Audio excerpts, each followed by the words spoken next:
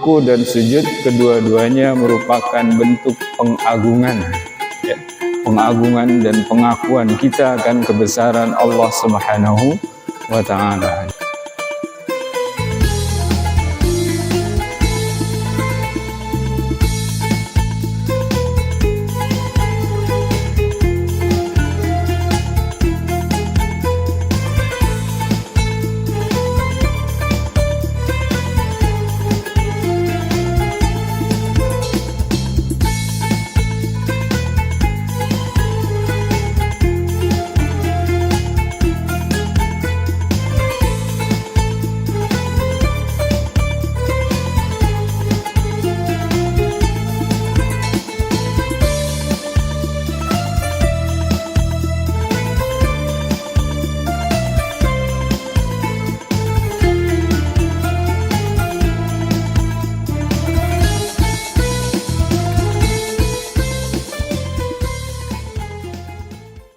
Assalamualaikum warahmatullahi wabarakatuh. Alhamdulillah, yang sama-sama kita muliakan para alim ulama, para guru, para ustaz dan ustazah. Semoga Allah Subhanahu wa Ta'ala ya anugerahi kita segala kemanfaatan dari ilmu yang Allah titipkan kepada mereka. Amin ya rabbal alamin. Yang sama-sama kita hormati ya para pengurus lingkungan, ketua RT, ketua RW, dan tentu terutama ya para pengurus masjid yang kita cintai ini, yang saat ini di bawah kepemimpinan Pak Haji Edi Mustafa. Ya, semoga ya kepengurusan dan pengelolaan masjid ini selalu lebih baik dari hari ke hari dan selalu dalam naungan lindungan serta pertolongan Allah Subhanahu wa Ta'ala. Amin ya rabbal alamin. Hadirin hadirat sekalian, ya, yang semua semoga kita selalu ya dalam naungan ampunan, bimbingan, taufik dan hidayahnya yang terus menyempurna hingga kita semua kembali dalam keadaan husnul khatimah pada ajal kita masing-masing. Amin ya rabbal alamin. Alhamdulillah, pada kesempatan kali ini kita masih diberi kemudahan untuk melanjutkan ya pelaksanaan salah satu kewajiban utama kita, yaitu thalabul ilmi. Dan pada pagi ini kita masih ya dalam bab ya tips penghayatan ya salat khusyuk ya. Bismillahirrahmanirrahim. Wa ammar ruku'u was sujudu fayanbaghi an tujaddida 'indahuma dzikra kibriya'illahi subhanahu. Ya. Adapun ruku' dan sujud ya sepatutnya lah engkau perbarui ya dalam ruku' dan sujudmu. Apa yang kita perbarui? Ingatan kita tentang kebesaran Allah Subhanahu wa Ta'ala. Karena ruku' dan sujud kedua-duanya merupakan bentuk pengagungan ya, pengagungan dan pengakuan kita akan kebesaran Allah Subhanahu wa Ta'ala. Jadi walaupun di awal salat kita sudah mengakui dengan takbiratul ihram kita, Allahu Akbar, kita sudah mengakui Allah Maha Besar gitu. Tapi saat ruku dan sujud kita perkuat lagi gitu ya. Selanjutnya, wa tarfa'a yadayka mustajiran bi'afwillahi azza wa jalla min iqabihi. Saat kita mengangkat tangan ya sebelum ruku gitu ya, maka hayatilah juga bahwa saat kita bertakbir mengagungkan kebesaran Allah Subhanahu wa Ta'ala, ya hayatilah pula bahwa kita memohon pemaafan ya dari Allah Subhanahu wa Ta'ala ya agar kita terlindung dari hukuman dan siksanya. Ya, karena penyebab hamba mendapat hukuman tak lain adalah dosa. Ya, karena punya kesalahan yang belum diampuni. Kalau hamba yang tak punya kesalahan, tidak ada. Ya, semua hamba punya salah, semua manusia punya salah. Tapi bedanya ada yang dapat ampunan, ada yang tidak. Yang dapat ampunan pun ada yang dapat ampunannya total, penuh gitu. Ada yang dapat ampunannya sebagian.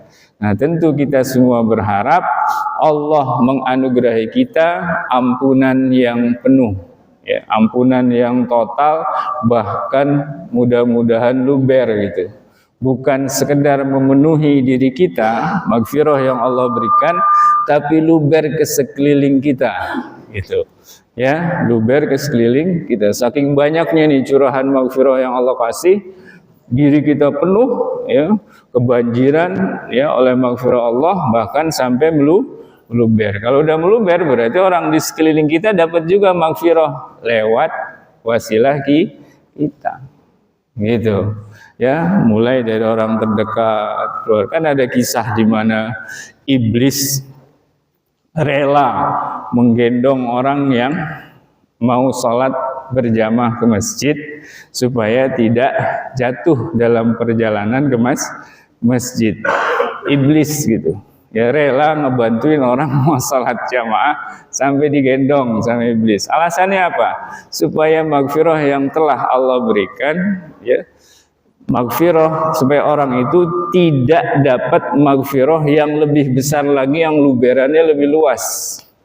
Gitu kan, pada saat dia jatuh pertama dia dapat maghfirah untuk dirinya. Saat dia jatuh yang kedua, maghfirahnya Allah tambah, ya, luber sampai keluarganya. Saat dia berangkat iblis ini nggak mau manusia dapat maghfirah banyak. Ini udah luber nih ke keluarganya. Makanya saat dia berangkat ketiga kali, iblis yang menyamar sebagai seorang pemuda itu menawarkan diri untuk menggendong laki-laki tua itu. Jadi lahiriahnya tampak seperti orang yang membantu kebaikan. Orang mau ke masjid saat berjamaah dibantu, digendong. Padahal di balik itu ada niat busuk, rencana jahat, apa? Menggagalkan maghfirah. Kenapa? Karena iblis diberitahu rahasia, seandainya orang itu jatuh lagi untuk ketiga kali, maka maghfirah yang Allah berikan akan luber buat orang sekampungnya. Dia iblis masa wah rugi saya. Selama ini udah setiap saat, setiap jam, setiap hari godain orang kampung itu biar maksiat kepada Allah, biar lalai dan sebagainya, berbuat salah dan dosa, terus dapat maghfirah gara-gara orang ini. Nggak mau kan? Gitu. Ya, nah itulah contoh gambaran maghfirah yang luber gitu. Ya. Nah, begitu juga orang-orang soleh yang ada di kampung, tempat tinggal lingkungan kita dimanapun, entah desa, kota, yaitu orang-orang yang biasa istiqomah, ya, beramal saleh, beristighfar kepada Allah Subhanahu wa taala, padahal dia sudah tidak lagi bermaksiat, tapi masih terus istighfar misalnya. Itu maghfirahnya akan luber. Karena itu bisa jadi kampung kita ini terhindar dari musibah Allah Subhanahu wa taala yang Allah turunkan karena ada orang soleh di antara kita, di antara warga kampung kita yang maghfirahnya luber sampai sekampung.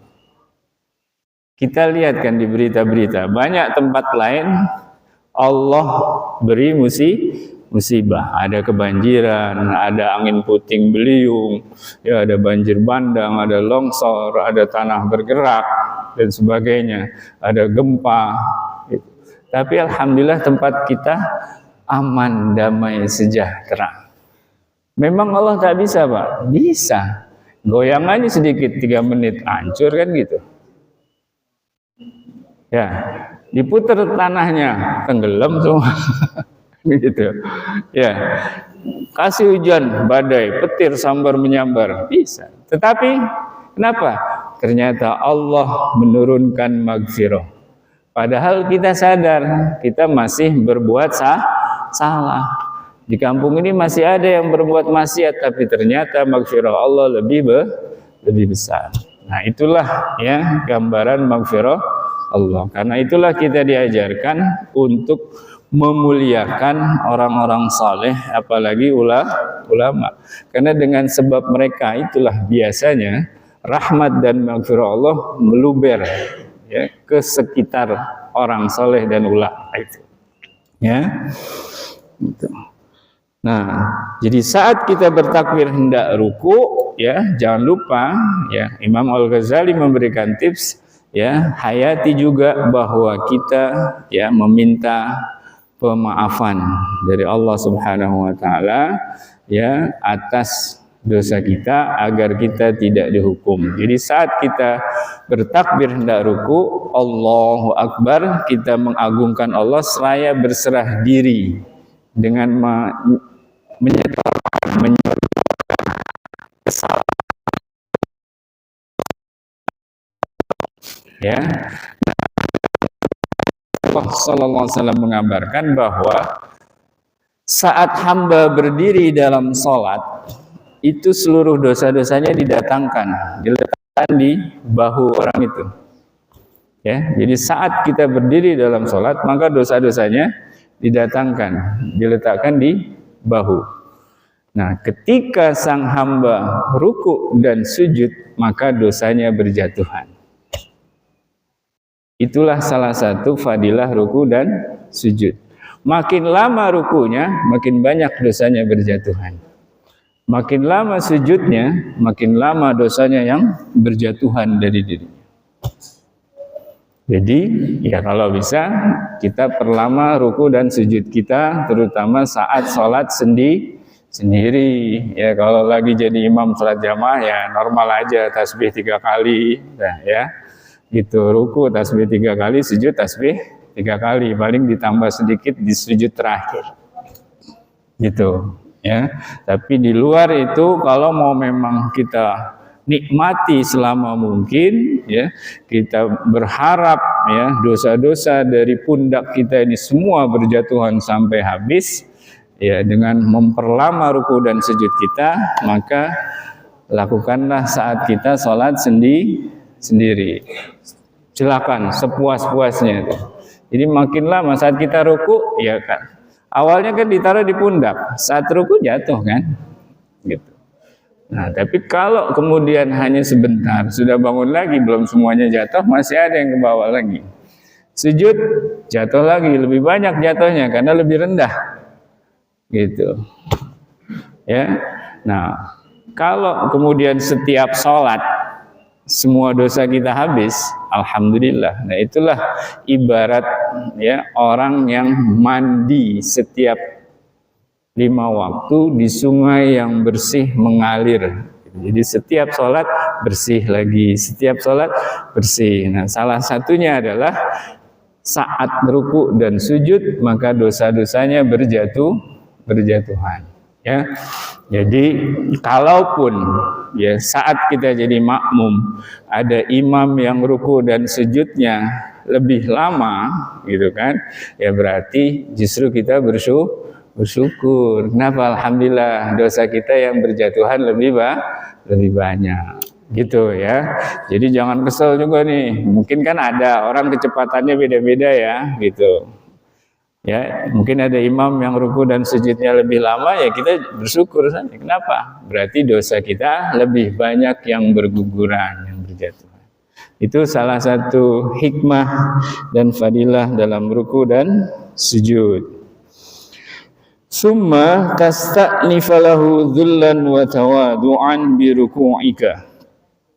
Ya, kemudian turunlah ya. Gitu.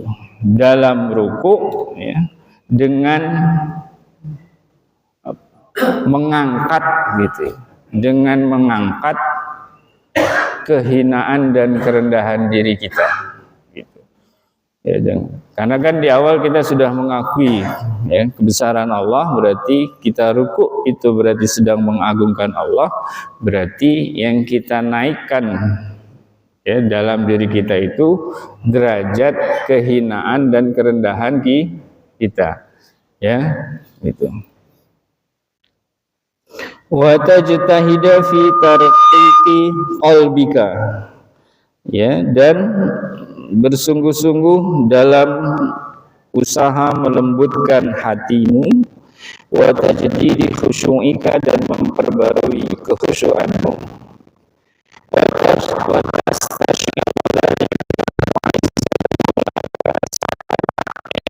itu kehinaan dirimu dan kemuliaan Tuhanmu. Ya, wattidu'aka wa 'uluwa rabbika, jadi rasakanlah kehinaan dirimu dan kemuliaan Tuhanmu, rasakanlah kerendahan dirimu dan ketinggian Tuhanmu, gitu. Ya.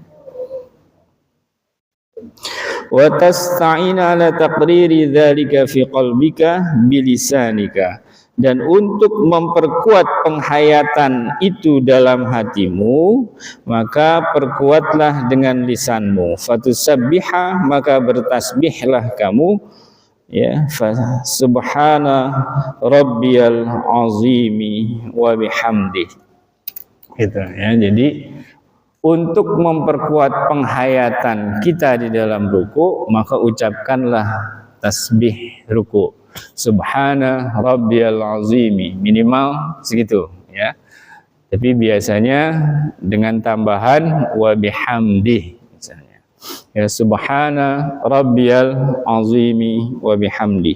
Jadi kita memperteguh pengagungan kita kepada Allah dalam hati kita, sekaligus bersaksi dengan lisan kita, ya, bahwa Allah Subhanahu wa ta'ala lebih agung dari segala sesuatu, bahkan lebih agung dari segala hal yang dianggap agung, gitu ya.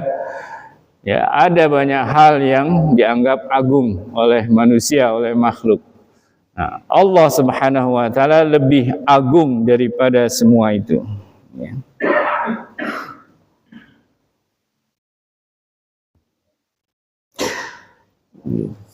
Wa tukarriru dzalika ala qalbika lituakkidahu bitakrari, dan untuk lebih memperkuatnya lagi, ulangilah tasbih itu, ya, ulangi sampai 3 kali, walaupun boleh bila hanya satu kali, ya, sunnahnya 3 kali, ya.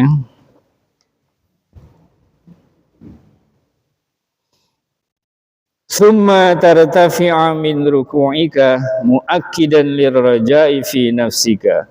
Kemudian setelah tasbih 3 kali, bangunlah dari rukukmu, ya, seraya memperkuat rasa harap kita kepada Allah Subhanahu wa ta'ala. Tadi harap ampunan, harap rahmatnya, ya. Jadi saat sudah 3 kali bertasbih, ya, sudah makin kuat pengagungan kita kepada Allah, maka bangun dari ruku, ya, dengan penuh harap, ya. Jadi kita berharap, ya, rahmat dan ampunan Allah atas keagungannya, Jadi ibaratnya gini, seorang hamba ini merasa dirinya sangat hina, sangat nista, sangat hina, bahkan sangat nista, karena banyak dosa dan kesalahan. Bahkan ada hamba yang merasa dirinya lah yang paling hina di antara seluruh hamba Allah, karena ia merasa dosanya paling besar dan paling banyak. Tetapi karena iman dan cintanya kepada Allah, dia ingin tetap dekat dengan Allah, kan? Ya, nih, karena iman dan cintanya kepada Allah, hamba yang merasa meyakini dirinya ini hina dina, dia tetap ingin mendekat kepada Allah, ingin menghampiri Allah, ingin kembali kepada Allah.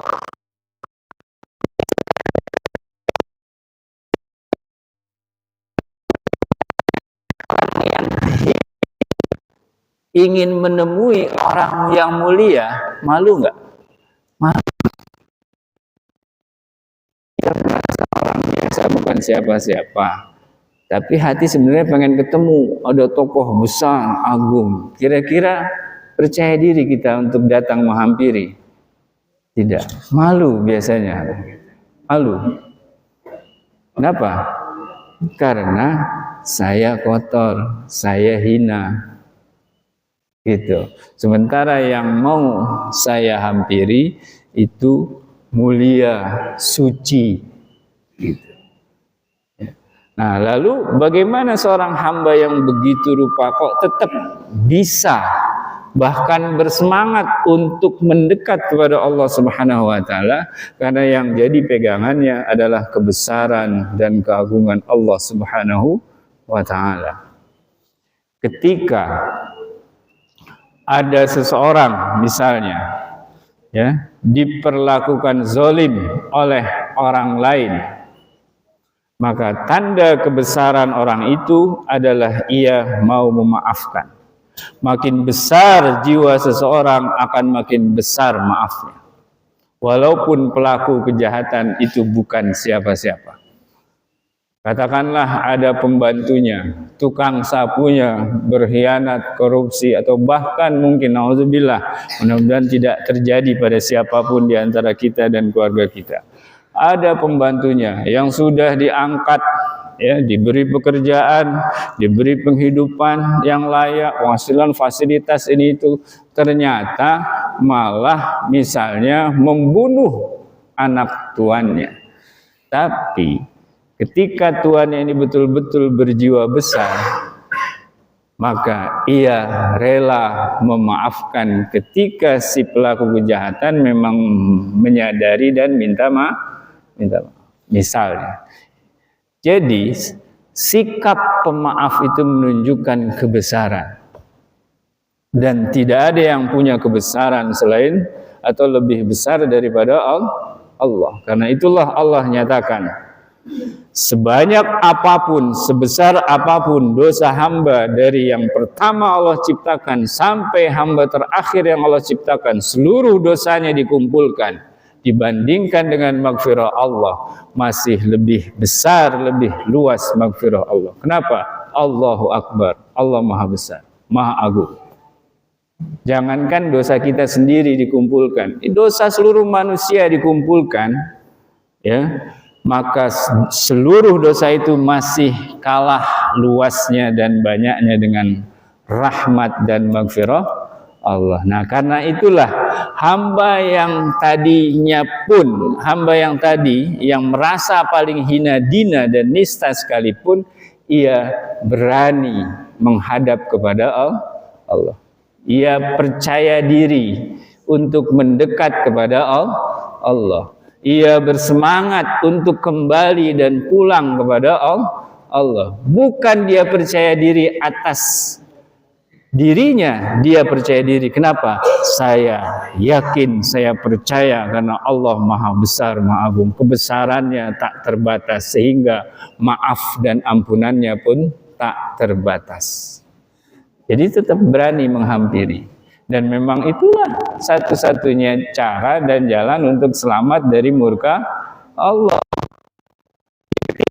Takut terhadap binatang buas, cara selamatnya kita lari sejauh mungkin.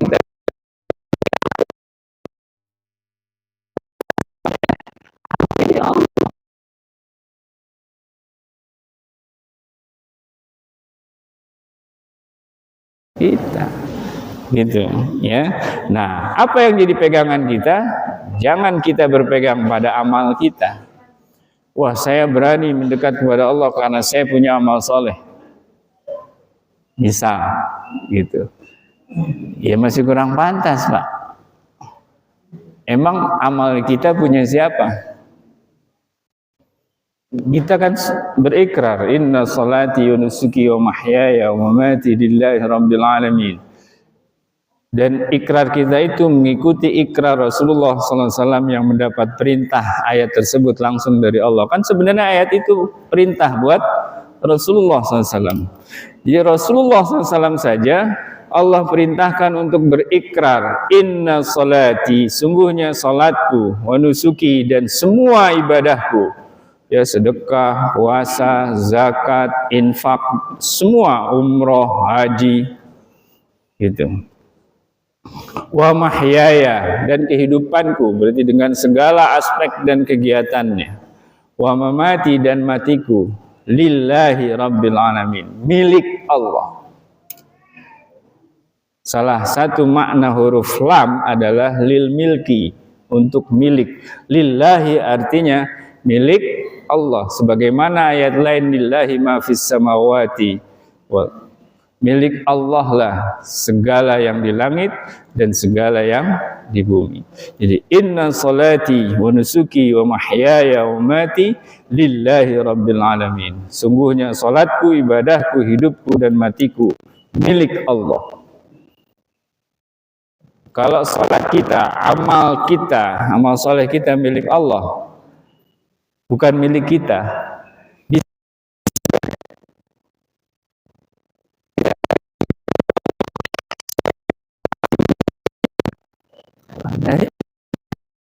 kita mau minta pakai apa? Pakai salat kita Allah yang punya, bukan punya kita. Kita mau minta, ya Allah berilah saya kebaikan atas sedekah saya, sedekah kita punya Allah. Ya Allah berilah saya kebaikan atas puasa saya, puasa kita punya Allah. Ya Allah berilah saya kebaikan atas haji saya, haji kita punya Allah.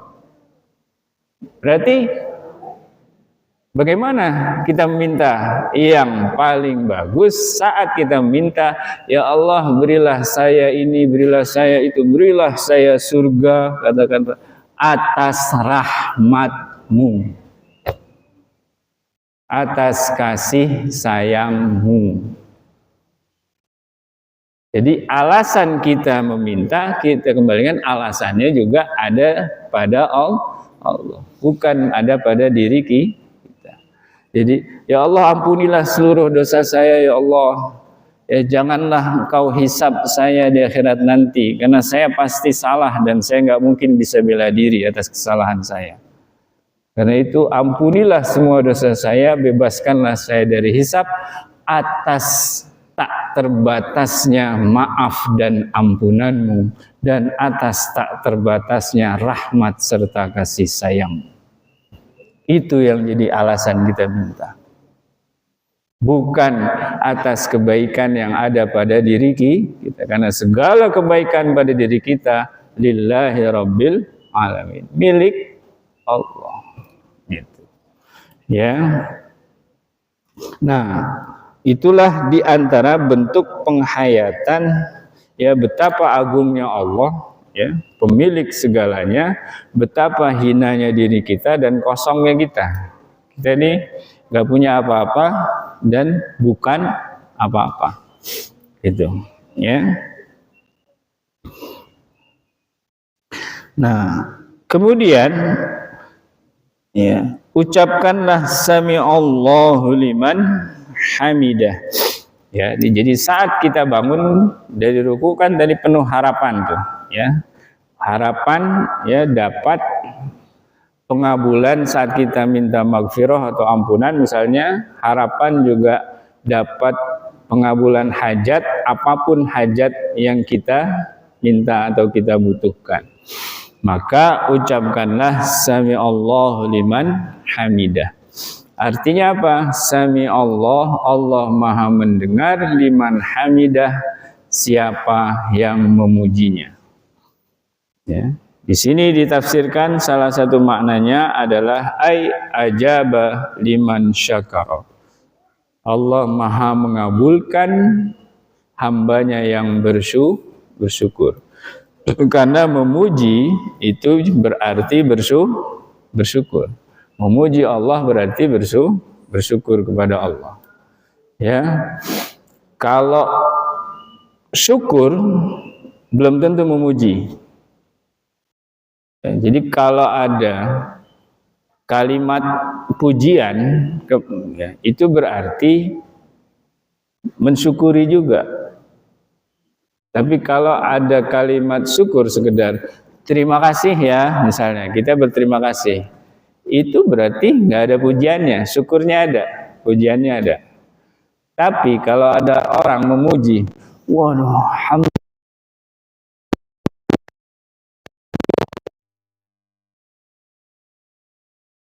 baiknya Bapak, gitu kan. Sudah mau menolong kami di saat kami susah dan sebagainya. Itu kan pujian, Pak. Tapi terima kasih enggak? Itu berarti di dalamnya juga sudah terima kasih. Jadi kalau memuji saja itu belum, kalau bersyukur saja itu berarti belum tentu memuji. Tapi kalau memuji itu sudah mencakup syukur di dalamnya. Karena itulah ya, dalam surah Al-Fatihah itu Allah firmankan alhamdulillahi rabbil alamin, bukan asyukru lillahi rabbil alamin. Karena dengan alhamdulillahi rabbil alamin segala puji, maka di dalamnya termasuk segala syukur. Jadi kalau diterjemahkan secara detail, alhamdulillahirabbil alamin, segala puji dan segala syukur untuk Allah, milik Allah. Tapi kalau asyukrulillah, segala terima kasih untuk Allah. Orang berterima kasih belum tentu memuji. Tapi kalau orang sudah memuji-muji kita, itu berarti sebenarnya sedang berterima kasih juga kepada kita. Dan pujian, kenapa di sini juga saat bangun dari ruku, ya sami Allahu liman hamidah, gitu. Kenapa tidak liman syakarah, bagi orang yang mensyukurinya? Padahal dalam sebuah ayat Allah sendiri berfirman, ya, la in syakartum la azidannakum, jika sungguh jika kalian bersyukur tambahi.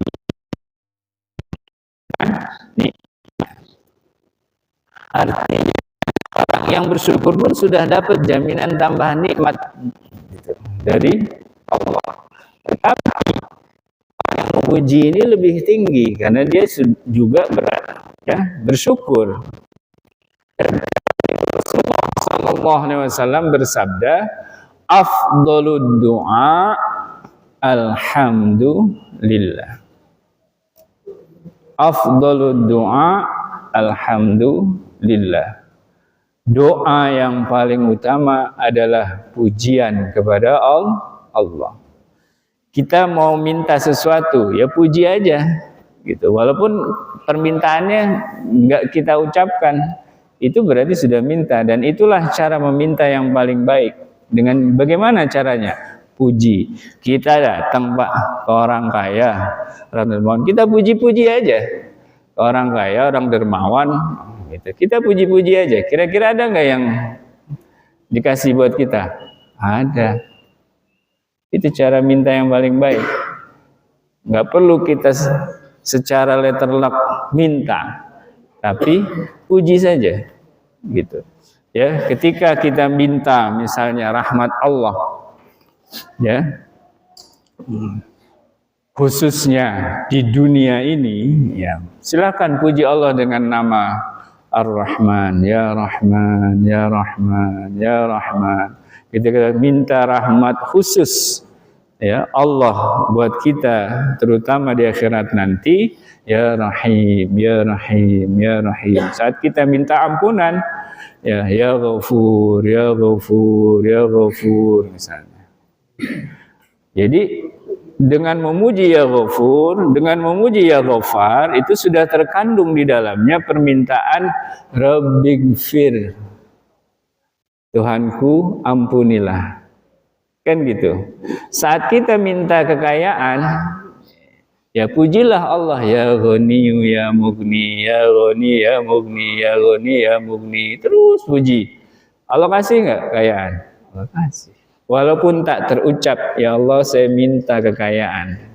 Yang terucap hanya pujian, terus pujian demi pujian, pujian demi pujian. Kita minta kekuatan, ya Qawi, ya Qawi, ya Qawi, ya Qawi. Saat kita lemah, misal, ya, saat kita hendak berdiri dalam sholat, tapi kondisi kita sedang lemah, maka doalah kepada Allah dengan memujinya, ya Qawi, ya Qawi, ya Qawi, biar kuat nih berdiri, kan gitu. Misal, ya, contoh ringan, gitu. Nah, jadi mintalah dengan memuji, gitu. Atau sekarang pujiannya dengan pujian umum, alhamdulillah, alhamdulillah, alhamdulillah, boleh, silakan. Gitu ya. Kalau khusus tadi kan sebut namanya yang terkait dengan hajat kita apa, ya, gitu. Nah, makanya di sini sami Allah liman hamidah. Allah Maha mendengar, yakni Maha mengabulkan orang yang memujinya. Puji Allah. Nah, karena itu setelah mengucapkan sami Allah liman hamidah, apa yang kita ucapkan? Rabbana lakal hamdu atau Rabbana walakal hamdu. Ya, Tuhan kami, milikmulah segala pujian, karena Engkaulah sang pemilik segala kebaikan, segala kemuliaan, segala keagungan. Sementara aku, hambamu, pemilik segala salah dan dosa, pemilik segala kehinaan, gitu, pemilik segala kelancangan dan kedurhakaan, gitu. Ya, jadi kita kalau melihat diri kita udah pantas banget dihukum gitu. Tapi engkau mau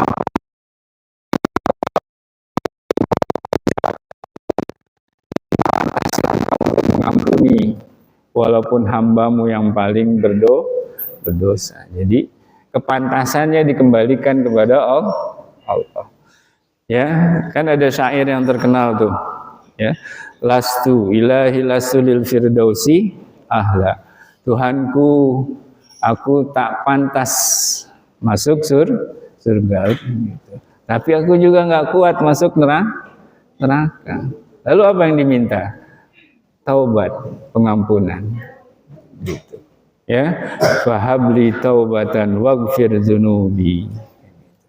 Ya. Nah, jadi apapun yang kita minta, ya, apalagi itu kebutuhan besar kita di akhirat nanti, gitu ya, kembalikanlah ya landasannya, alasan pegangan kita meminta itu kepada Allah. Artinya sifat Maha Rahmat, Maha Mulia, Maha Agung, Maha Pemaaf, Maha Pengampunnya Allah Subhanahu wa Ta'ala. Nah, lalu dan perbanyaklah ya pujian yang kamu ucapkan dengan selanjutnya mengatakan mil as-samawati wa mil al-ardi. Rabbana walakal hamdu saja itu sebenarnya sudah mencakup segala pujian. Berarti kan udah nggak terhitung oleh kita nih pujiannya sebanyak apa. Tapi ditambah lagi dengan ya frasa mil as-samawati wa mil al-ardi, sepenuh 7 lapis langit ya dan sepenuh bumi. Gitu.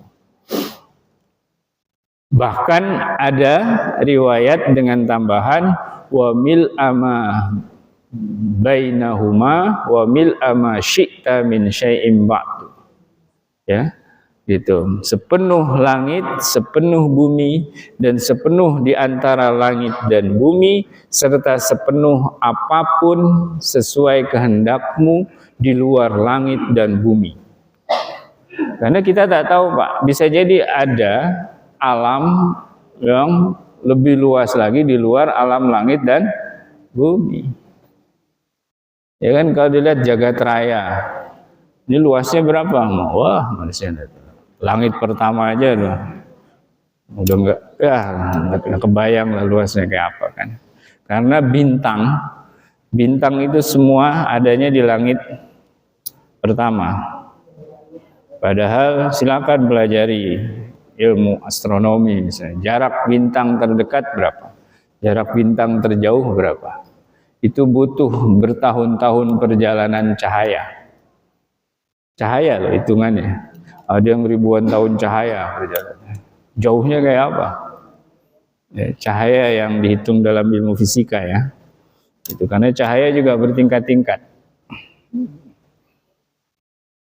Nah, jadi kalimat mil as-samawati wa mil al-ardi wa mil ama bainahu wa mil ama syi'ta min syai'in ba'du itu adalah kalimat dari kita. Ya. untuk memperkuat pujian kita, memperbanyak kuantitas dan kualitas pujian kita setelah kalimat Rabbana walakal. Lebih kurang dari saya, apa yang saya sampaikan betul-betul untuk keselamatan kita bersama, ya, tanpa tendensi negatif kepada siapapun, ya, apalagi perasaan subjektif kepada pribadi seseorang, tidak, gitu, semata-mata supaya umat ini selamat betul-betul dalam memahami dan mengamalkan Al-Quran dan hadis, ya. Mohon maaf dari saya. Wassalamualaikum warahmatullahi wabarakatuh.